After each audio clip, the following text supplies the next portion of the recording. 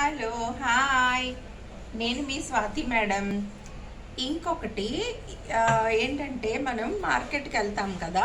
మార్కెట్కి వెళ్ళిన తర్వాత పచ్చిమిర్చి తెచ్చుకుంటాం.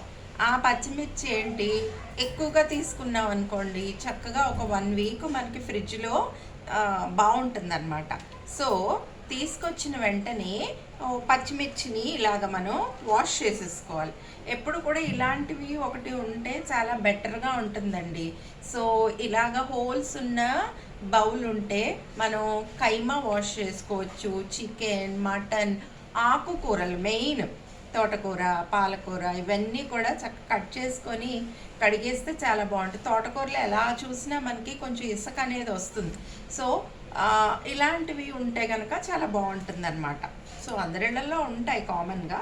సో ఇలా పచ్చిమిర్చిని మనం ముందుగా కడిగేసుకొని అలాగ ఒక 10 minutes ఉంటే వాటర్ అంతా వెళ్ళిపోతుంది. తర్వాత ఇవి ఉంటాయి కదా, వీటిని ఏమంటాం, ముచ్చుకలు అంటాం కదా. ఈ ముచ్చుకల్ని మనం తీసేయాలి. ఈ ముచ్చుకలన్నిటినీ కూడా మనం తీసేసి చక్కగా ఇలాగా మొత్తం అన్ని ముచ్చుకలు తీసేసి ఇలా ఒక బౌల్లో మనం ప్రిజర్వ్ చేసుకోవాలి. ఇలా బౌల్లో మొత్తం ఈ పచ్చిమిర్చి ముచ్చుకలన్నీ తీసేసి ఫ్రిడ్జ్లో చక్కగా ప్లేస్ చేసేసుకున్నామంటే ఒక 1 week to 10 days కూడా మనకి ఈ మిరపకాయలు ఫ్రెష్గా ఉంటాయి. అండ్ మనం కుక్ చేసుకున్నప్పుడు కూడా అస్తమానం సింక్ దగ్గరికి వెళ్ళి ఇంకా వాష్ చేయాల్సిన అవసరం లేదనమాట.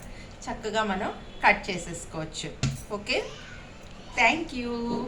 ఇది పచ్చిమిరపకాయలు ఫ్రిడ్జ్లో పెట్టుకునే హ్యాక్. Thank you.